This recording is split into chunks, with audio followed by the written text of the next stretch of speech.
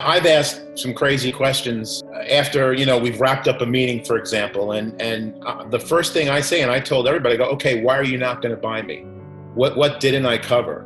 And they're sitting there like, what are you talking about? It was great. And I go, no. There's always something, and I'm not a perfect person, which also humanizes me as well. But I'm not a perfect person. Like, what is it about it? Otherwise, we'd be signing right now. So what is it that I did not cover or that could be a reason? And it's perfectly okay. This might not be a fit. It's okay. I just want to know, because if I leave here and I haven't answered all of those questions, other questions I ask are who's involved in the decision-making process? Because, in my business over the years, I've found that it's never one person. And even if there's a final decision maker, there's influencers around that decision maker from the gatekeeper on up. Those types of things are very much overlooked.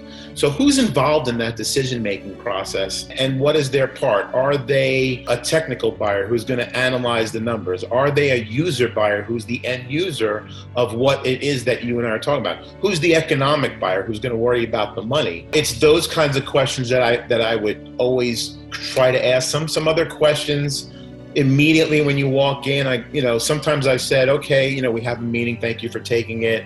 Before we get started, why am I here? Is there something that is going on? I could read the trades and I could find out that Johnson & Johnson wants to, they had this problem with this drug and now they're in trouble here. But why am I here? Are you looking to fix something? So just tell me any issues that you are. Now, if you have somebody that is just going to close up and be like, well, why don't you just start talking and we'll figure that out? You're asking questions now pretty much every minute and a half as you go through. Because again, you don't want to do too much talking. But these questions, they don't have to be framed as an Ivy League graduate. They just have to be framed, again, back to that word, Fisher Price. Very basic stuff like, look, I understand that you guys are going through a lot, but, how is that impacting you?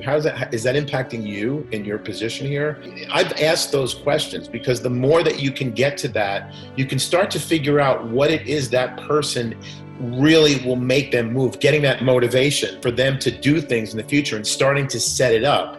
And you're also starting to set up their personality so this way that you can communicate with them effectively. I go back to that, if I'm an analytical seller and I have like a bottom line A-type personality, I may frustrate him if I use my natural personality, so I have to communicate with him in that way. All these things are uncovered with strategically placed questions, but they have to be genuine.